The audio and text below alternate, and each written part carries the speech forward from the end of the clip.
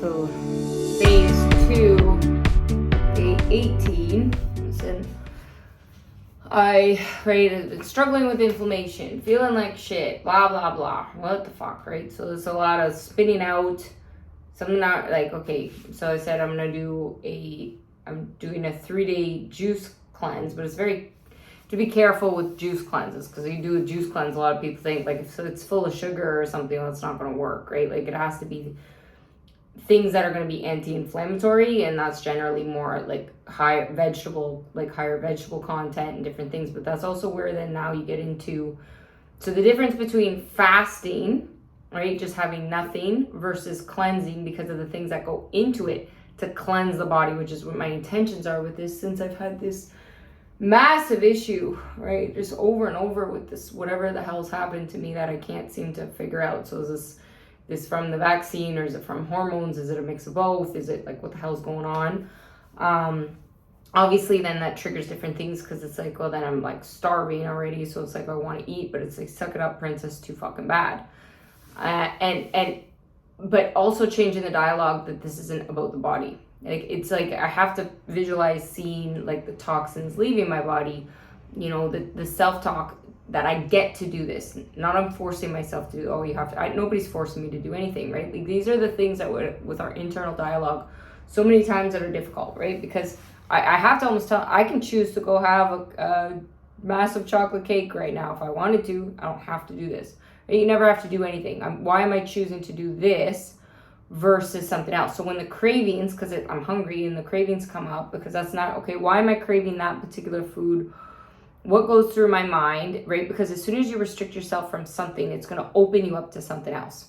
And it's funny, it's when we're restricted is generally when that's when the mind wanders. Okay, where is it going? What is it doing? And a lot of times then it goes to the things we crave, I've noticed. But that, if you go further into the craving, that's actually where you trigger the memory of the thing that craving's attached to. So there's a chemical thing. Okay, that's what I'm, craving and doing. And that's where I said, like, it is important to get, your blood work done and what's tested and whatever, because that's the chemical effect.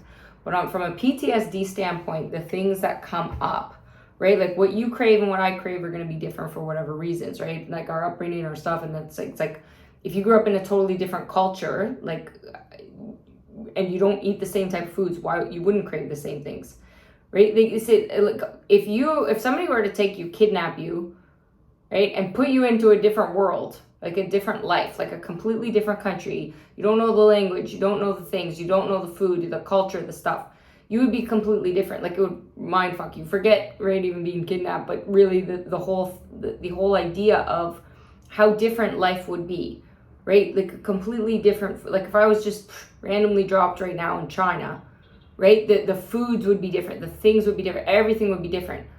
Okay, that's the outside. Now how is that affecting the inside and the internal? So how could we grow up different, and that shapes our bodies, that shapes our brains, that shape, right? All of these things. And I say that because there's really, the brain is more than millions and millions and millions of years old, right? We really have to understand that. So when we go into, like, if you know, like, it really, like, Charles Darwin and studying the reptilian brain and the different things as a person who grew up on, like, survival, not on love, right? Like, it's because of the way my life was. Like, if your home environment is not safe, that's your core, you're going to have problems, period. And most people don't want to acknowledge or recognize that. People that grew up on love see the world different than people that grew up on survival. And that's a major thing. So, like, the first thing at your core, have to understand which one you come from, where. And in some areas you might be one way, and in other areas a different way. That's also depending too. And I say that because depending on why, what issues you have around. So you could have grown up on love, and I've seen this thing too.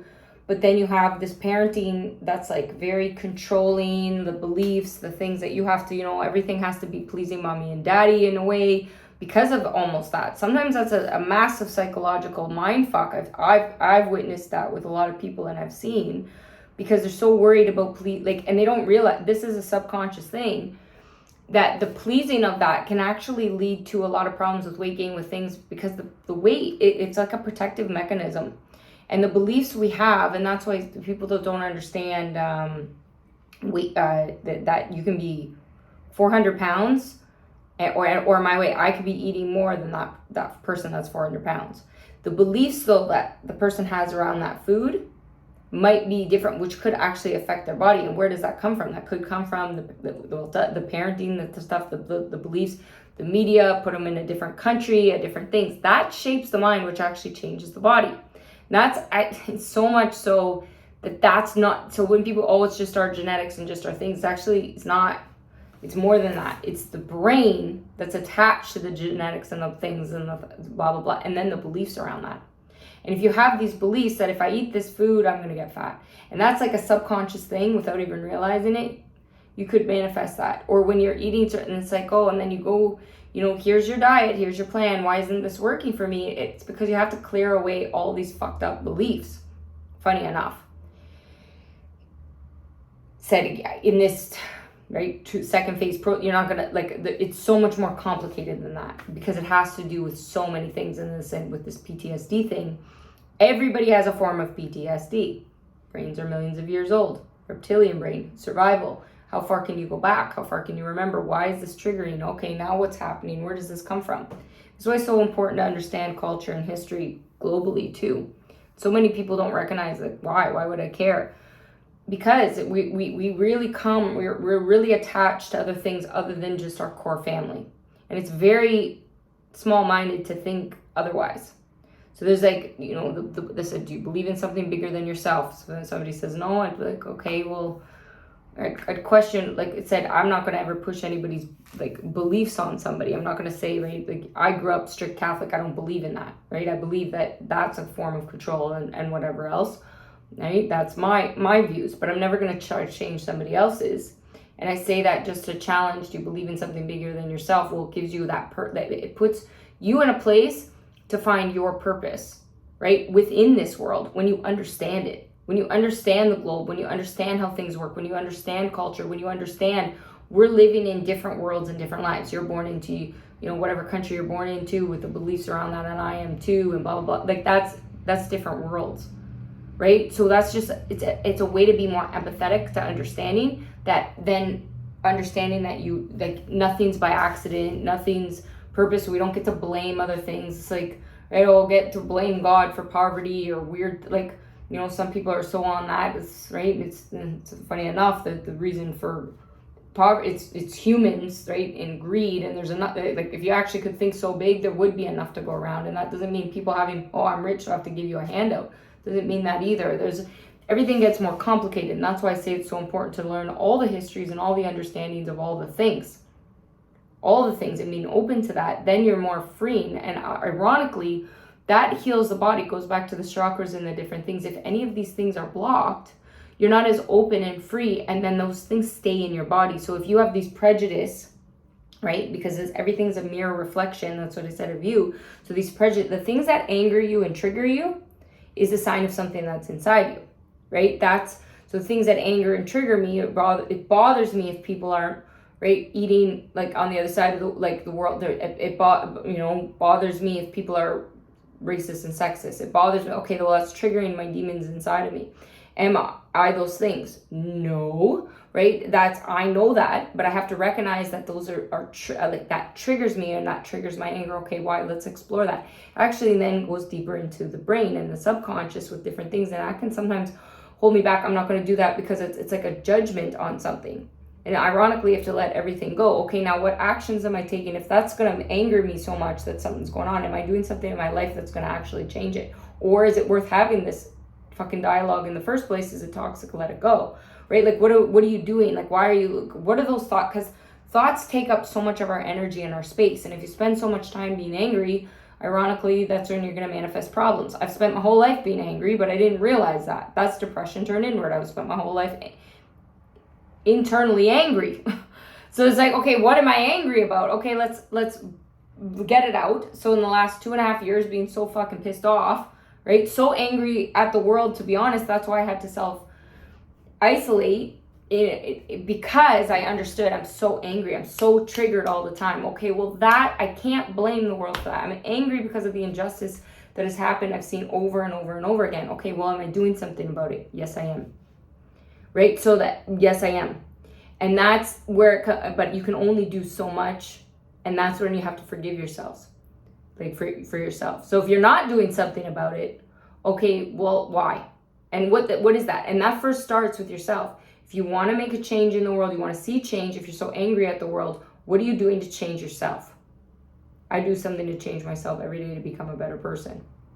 Every fucking day. Every day I get out of my comfort zone. Every fucking day. Every fucking day. So that no matter, I don't get the excuses of those things. Somebody say to me that again, it's the abusers that do this, and it's the mind fucks and, oh, you play victim. I've never played victim in my whole life. I've been the victim who's never played victim, who had to see people's manipulation. I had to get angry about it to understand it, and then I had to understand, okay, you gotta let this go, ironically, so that you can move forward, so you deserve to be happy. That's the cycles of how these things work, because otherwise you're going to continue to attract really the abuse. I had to take, even though as a child, yes, it's not my fault, I was abused, and all these things I was abused. Ironically, though, I believe at my core that's what I was still. It's like you want the suffering and the pain. You attract it without even realizing it subconsciously, until you can recognize where it comes from and cut it out. Till you can recognize where it comes from and cut it out. And that's been the hardest path. But that's also why I'm doing this. But it's also when I'm in that point of where I'm so suicidal and so depressed and so whatever, that's when I had to dig down the most and go, I have to be so brutally honest. Where am I so angry? Right? Because of the lack of help. The lack of understanding, the lack of things that people, right? The labels, the judgments, the stuff. So then I can't be a hypocrite and do that to the rest of the world on anything. I can't assume I know somebody based on the actions that they've taken. I don't. And that's a hard thing as a person who's only ever been abused. But what I have to recognize in myself is when I'm too vulnerable, right? Or too trusting, okay? But I also don't want to give that up, because that's also that's that balance. Okay, well, I have to be stronger at recognizing the characteristics, okay, keeping that and build up. So like build my own kingdom and safety. Okay, who are you going to place in as those characters? Because the wrong characters were in play. But and everybody has that. You have to build your own kingdom and your surroundings.